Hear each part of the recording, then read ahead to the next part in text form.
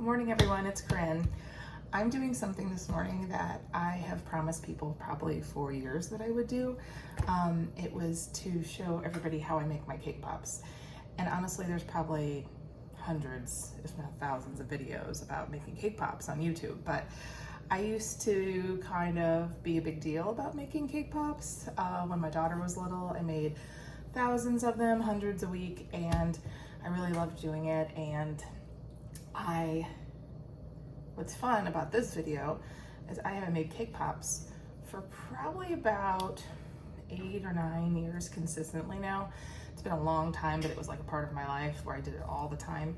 So I thought it'd be fun to see if I still had my skills. So you can join me on this little adventure today of me starting to make cake pops again.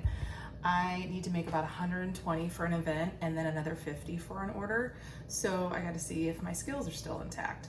The 120 are for a Girl Scout event that is, if they don't turn out so great, if they taste good, great. If they don't look so pretty, it's okay. But the other event I'm gonna do afterwards, I do want them to look really good. So we'll just see if I have what it takes again. So when I made cake pops, people thought they tasted just so fantastic. And I did a few things, but I didn't do a lot of stuff that actually changed what I was doing with the cake. So I always used most time Betty Crocker, followed the directions just like how you're supposed to make a cake, had my oil, my eggs. I usually used milk, but today I'm using water because my family doesn't drink milk anymore, so I realized we don't have it. So I have to get that again. And I would usually cook 3 to 4 cakes at a time. Today I'm doing 2. I just want to see how it goes. When I would just mix the cake as normal, I would always put parchment paper in my pans like this because honestly, the less I have to clean, the better.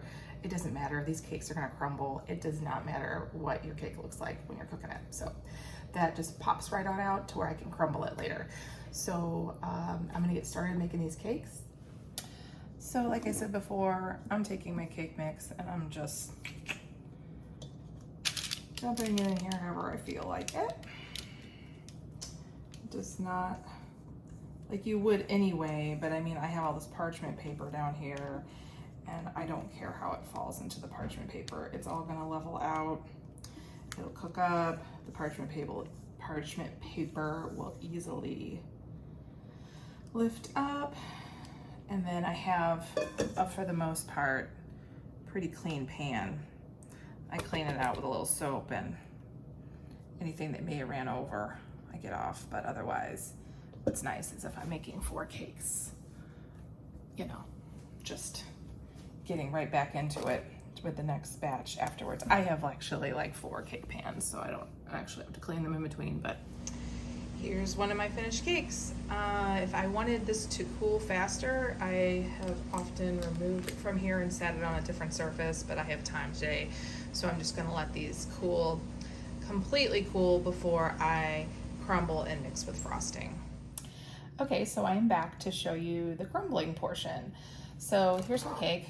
It's completely cooled off. And what I do at this point, I used to, when I was in my heyday of this, I had to have a food processor that I'd dump the cake in and make it really fine and then mix it with my frosting, but you do not need that. That was just something that I did that I felt like made my dough a better consistency, but I'm literally just going to dump this cake into my bowl. Back again, this is why all my cleanup is on there, and now it makes my cleanup much easier. But I just break this into squares to start. And this is kind of the fun part. You're really just gonna see me just start to crumble this cake. I definitely see me do this move a lot. I'm trying to get that cake as fine as possible. If you don't, really the important parts are the edges, because those are a little, maybe a little crunchier when you baked them. So you're gonna wanna just try to get those out as much as possible. This is not a long process because right now I am almost done. I'm just finding some of these bigger pieces to crumble up. And I will show you how much frosting I put in. This is like a science, I'll be honest with you. So this is one of, between this part, getting the right dough consistency and not too heavy, and it still being light, and chocolate dipping later are the two things that most people fail at making cake pops. So I start with a half a cup of frosting. Now, my silly self bought frosting the other day because it was a really good sale, and I realized it's yellow. But that's okay, because the insides of these cake pops, as long as they're vanilla, does not really matter. So I'm gonna scoop out and put directly into the bowl the half a cup. So the amount of frosting I put in has several factors. I start with a half a cup because you do not ever want to have your dough too saturated. So it's like, start with a little bit and then see how you're at. See where you're at. So I'm gonna start just like you would maybe do with a meat mixture. Start crumbling, or start mixing this dough into the cake. And I will do my best to show you what this looks like when it's ready. But I spend a lot of time mixing this and judging I'm in the right place. But this is, you know, this gets better with time. You just eventually look at it and go, yep, this is ready. This is perfect. Right now I do have a really great consistency. If you've ever dried out the cake or baked it too long, a little frosting will cure that, and no one will ever know the difference. So that's my biggest tip for you. So right now, honestly, I mean, I have a really good dough, and I'll show you what I mean. So ideally, you're gonna wanna get your ball together here. And you're just really not gonna wanna see any crumbly parts to it. It's just gonna really be smooth once you ball it together. This one, I feel needs like the tiniest bit more. So I'm gonna just take a small scoop of my frosting, maybe like that, throw that in there and settle with that, because once I get that mixed in, I think it'll be pretty perfect. This looks like this in here. I mean, it's hard. I might try to take a picture after I wash my hands of what this looks like, the dough. Once I transfer it to the container, I'm going to use it to cool it. I take all my dough and leave it in the fridge. Depending on if I'm making like cake pops I need to serve later today, I would probably ball these now and let them chill in the freezer. But honestly, for this particular project I have going on, I want to get all my dough made today and maybe decorate on a different day or maybe later. So you can see some great Play-Doh right here. And that's really what you want. Play-Doh, that's another really good way to explain it. So I store this in one of these containers. Put it down like that. Seal it really good and stick it in my fridge until I'm ready to decorate our ball. There you go.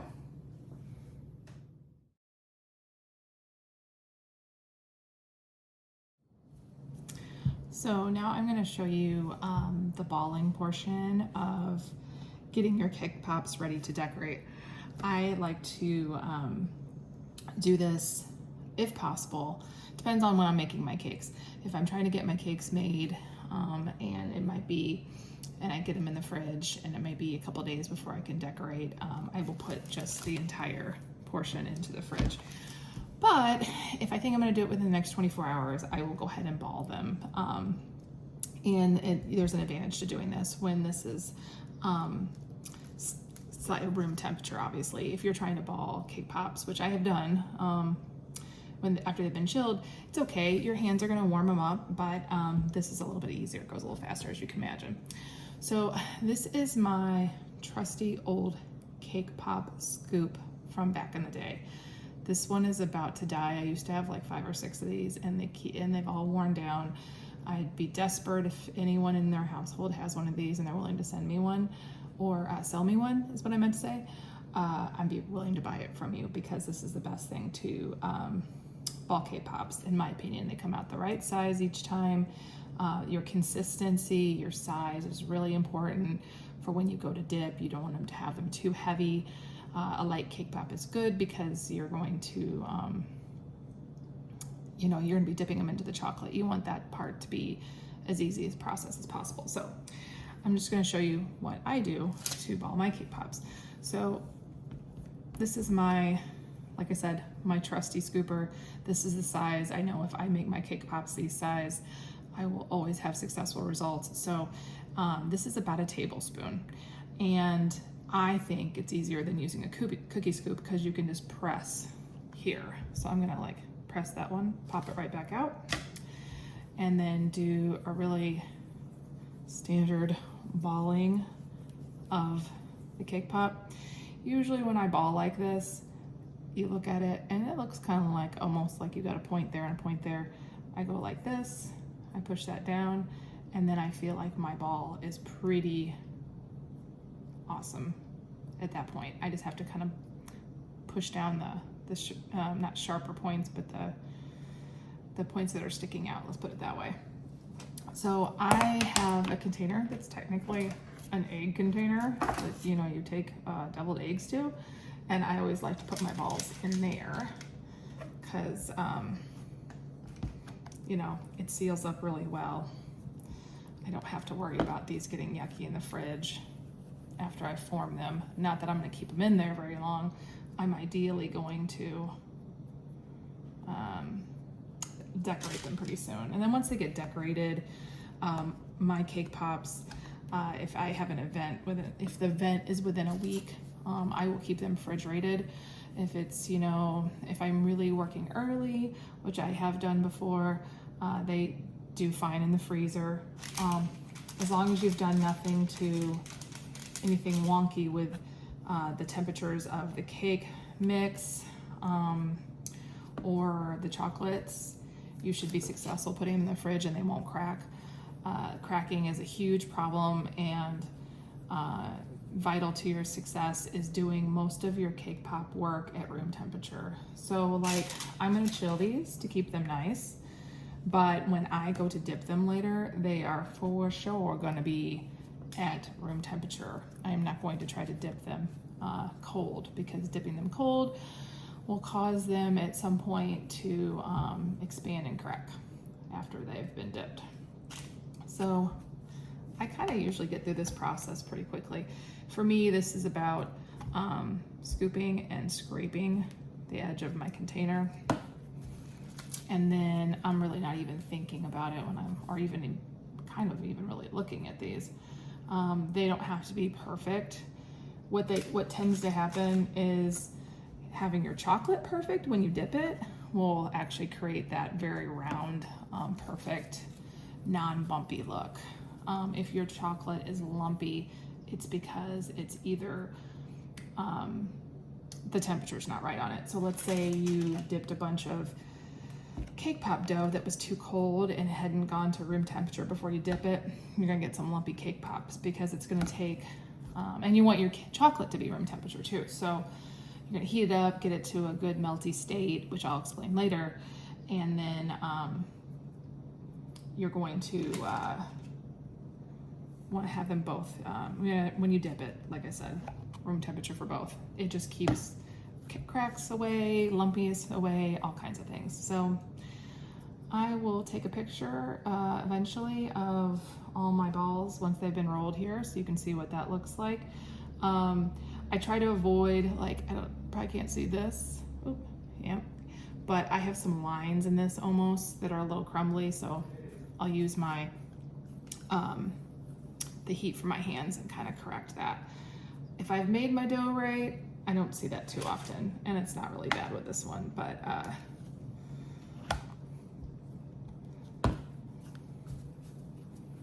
for the most part, these are not coming out lumpy at all, and you'll be able to tell that in the process. So I have not lost this skill yet.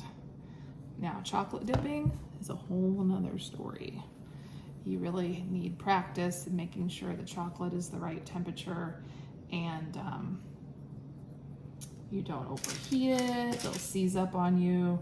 I'll talk to you about some things I do to my chocolate to make it run thinner, and there's a good quality product that you use for that I will show you later to make it run thinner.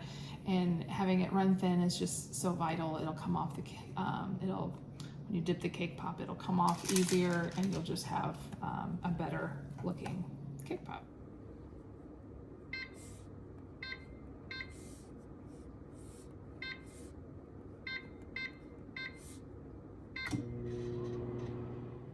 So I put my candy melts into a Rubbermaid container about this shallow, and that will help me be able to fully dip the pop.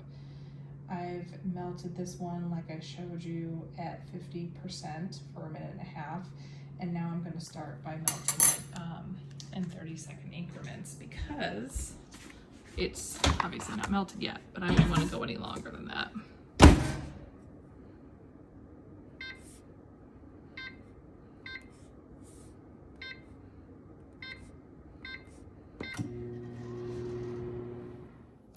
So I have melted probably a total of a minute and a half at 50%, then 1, 2, 3, at least 3 more times at 50% in 30-second increments. So I am getting something that is dripping, but it is still kind of a thick. You could try to dip with this, but you probably don't really want to. So one thing that I put in is an additive that, and I say additive, I don't want it to sound like a bad thing.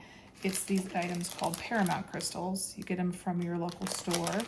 They are basically kernel oil, and it is a little bit better than vegetable oil as far as putting into your chocolate to get it to loosen up more. Now, I may or may not, because you can tell kind of by looking at this, it's only about 3/4 of the way full. It's dripping even better, but I do need to put some more chocolates in because I want it to be a little higher when I start dipping. I want to have to not really struggle with me dipping the chocolate in there. So I'm gonna go a little higher. So I'll be right back. So at this point, here I am. I would like my chocolate to be kind of dripping like that. Stirring it a little bit more. I saw a little bit of what I needed a little smoother. So now, pretty happy with this consistency. I mean, you want to see that chocolate moving. So I am going to start dipping my cake pops now. And I would say this whole overall process took me a few more times. I added more chips because I wanted to get it deeper. And I had to then also add some more of these Paramount Crystals to get it as thin as I wanted. So that's just another thing that if you decide to use an oil in your chocolate melting, I definitely recommend this one versus like just a vegetable oil. I've heard of people using sunflower oil or coconut oil too to get really good results. So those are some options. So we're gonna get to dipping and I'll show you how I do that. So first of all, I have something from back in the day that I used to use every time I made cake pops that my husband made for me, and it's this wood block. You can see we have lots of holes in it, just the right size for these sticks that allow me then to set them for after I've put the stick in, waiting for that process, the drying process there, and just the drying process after we've fully dipped. So right now, I'm getting ready to show the process of dipping. Okay, so these are the sticks I like to use. They are 6-inch sticks. You can also do cake pops pretty successfully with 4-inch sticks, and they're a little cheaper, but not by much, and I just like how the longer stick looks on the cake pops. So I start off by taking my stick, and I probably put it in about, I would say about a 1/2 inch, I'd say. Too little is definitely not good. Too much is not really, doesn't hurt anything if it's too much. I mean, it looks kind of messy. I'd probably make it look just about that. I'm gonna take one of my balls here, and hopefully they haven't changed their shape at all while in the fridge. And I'll do that, and I will usually take an area that I think looks maybe flat, maybe the area they were sitting, and plunge it in. I'd say about halfway in. And that's how my cake pop looks. So one thing I can say is I probably put a little too much chocolate on the side there. It's gonna drip a little bit, but hopefully not too much before it dries. So I'm gonna stick it into my handy dandy holder and let those set. And I will get through my container here, and I'll do a few more to show you. So you definitely could put this in here not far enough and too little. I like to kind of go till it gives. I feel like it's about halfway in. And just having it in there a good secure amount is important, because obviously you do not want these to fall off when you're dipping. But that has a lot more to do with, in my opinion, with the consistency of your chocolate and if it's free falling off the pop once you put it in, and you're not struggling around to dip it, and it's not like the chocolate's not thick and giving you problems. So but having it glue, this is the glue, having that glue secure you to that ball is obviously very important as well. So I plan on using a sprinkle, some Galaxy sprinkles I have for these cake pops. They're gonna be fully white with some Galaxy sprinkles I got.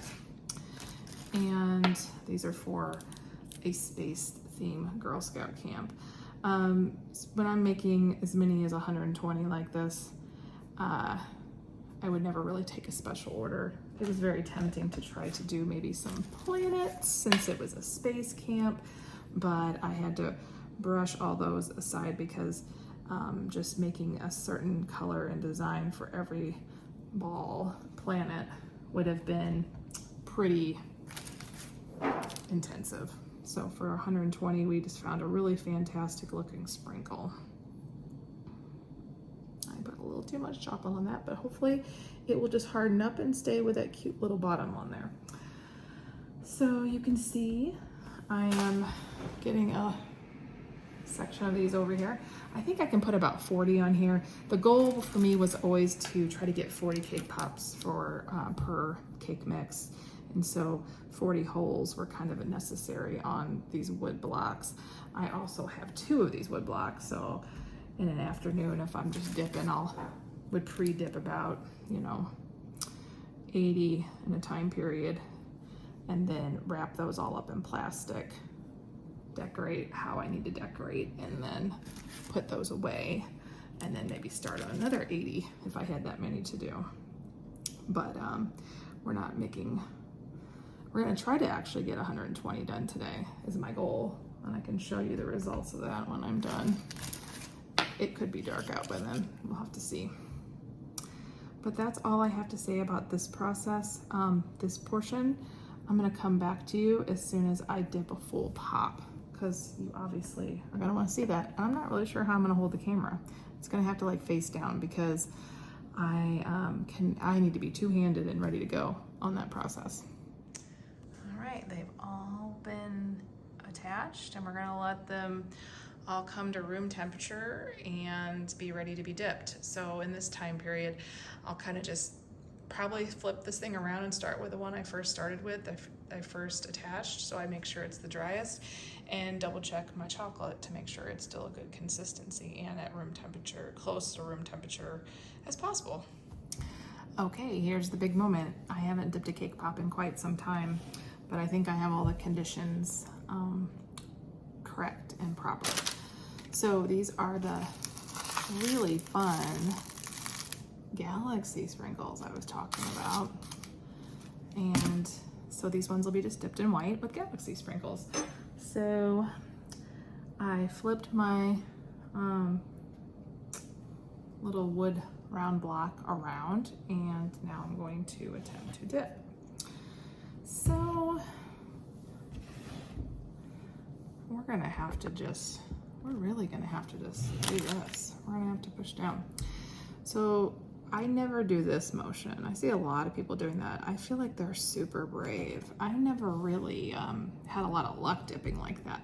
I like to go straight down and straight up. So I like to make sure that I have a good, decent amount of chocolate in there. Now I won't go and refill that when it gets low. I may like hold it and finagle it and make sure it gets a good straight up and down dip. But I try to make my chocolate too also to where it's loose enough to just go up and down and will all fall off. And then I have a little thing you'll see I do, which I also, the way I knock the chocolate off afterwards, because it's nice to have just a nice thin glaze. If it's too lumpy or thick on there, it just doesn't look good. So I am going to, oh, and also my hands are very, very clean from washing them again, but I just kind of feel it's not too cold. You kind of want this to be the same. Ooh, I just went in without even saying anything. So sometimes I do this little thing, then it comes straight back up. Now, as long as this is my little motion I do, I hold it very firm with these hands, and then I do a very light, gentle shake.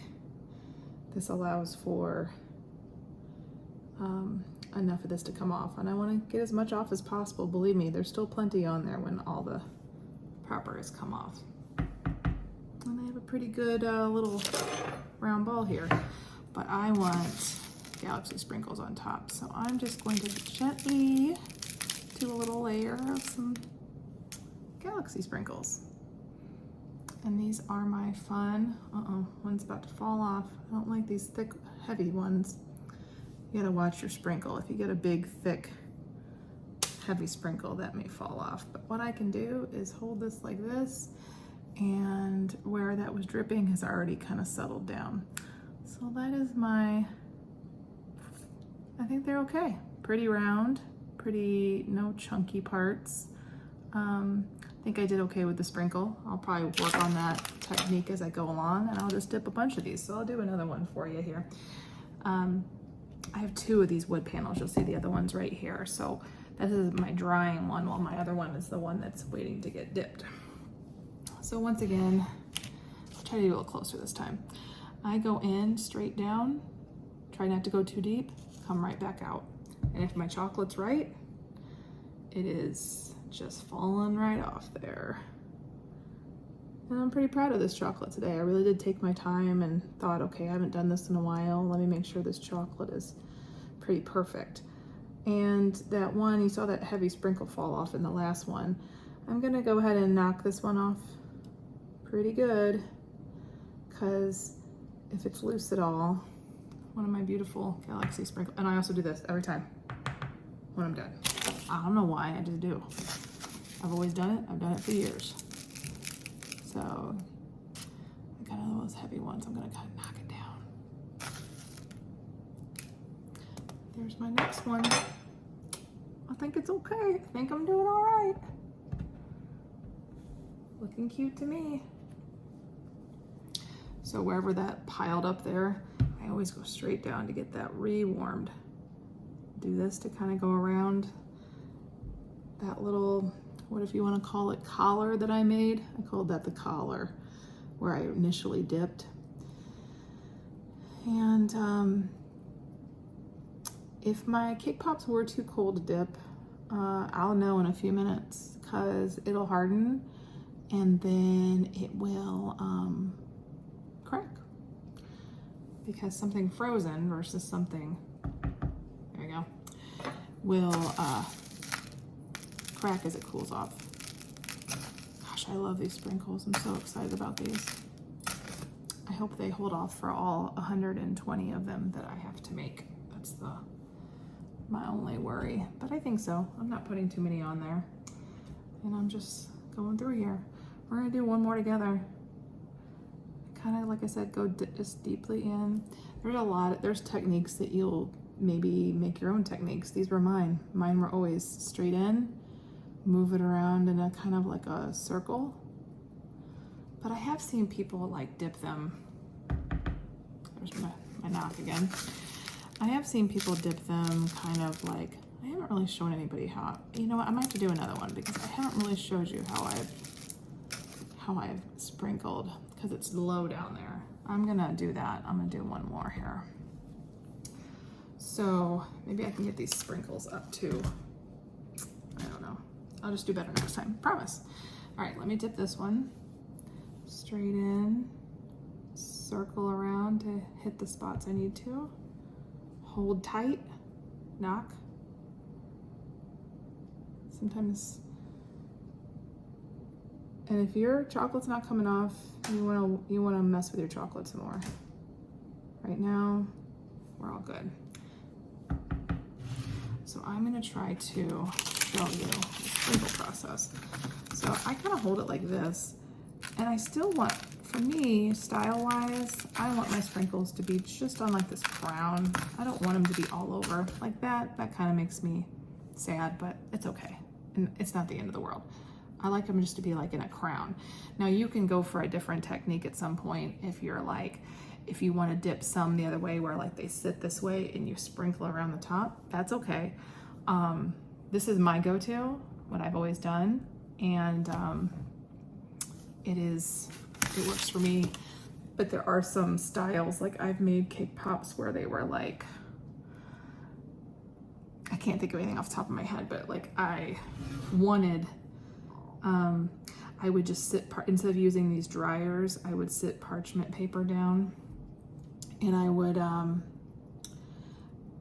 once I've knocked like this, okay.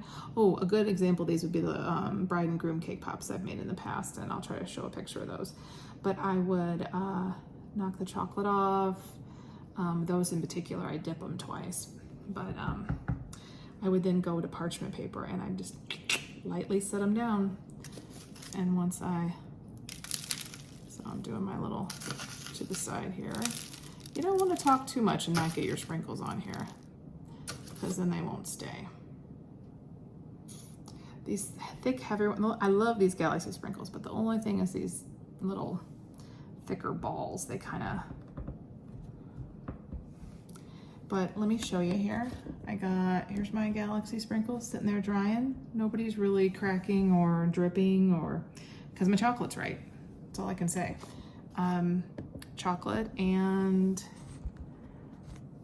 Chocolate is really your biggest enemy making these things. I think this is what intimidates a lot of people. So, but if you take your time on your chocolate and heat it up slowly, and you use some kind of extra oil, like my Paramount Crystals I talked about, those really make your chocolate very easy to work with, and you'll get better at time on that.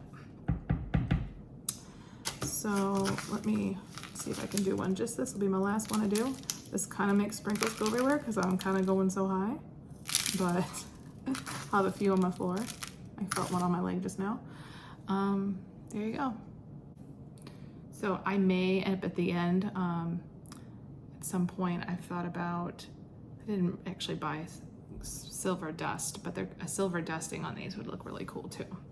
But I kind of worked on a budget with this one because I'm making these for the special space camp. So I'm going to be back just one more time, and I'll show you how I bag these up and put their decorative bag and ribbon on them, okay?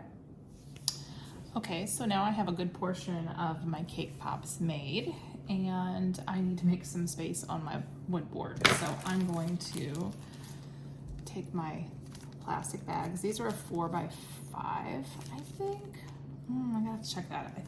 Yes, 4x5. I saw the tag. And these are nice and set.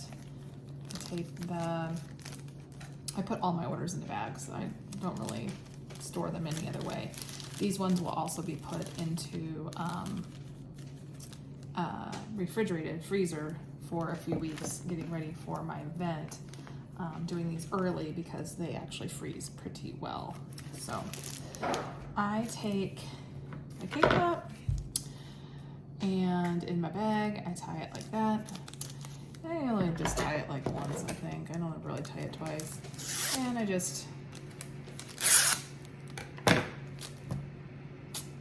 and now for freezing these, I probably will put them in a Ziploc bag and an additional seal tight container before I freeze them. And when I bring them back to temperature, I probably will put them in the fridge for a little while and then outside to room temperature, just to keep my chocolate and everything intact. But this was really fun today. I'm really enjoying making these cake pops. I still have probably I only did about half now, dipped in about half of them. So I have another 60 to do. So I will be busy for a while, but my first set turned out pretty good and I'm really happy with the results. So I hope you enjoyed watching this video.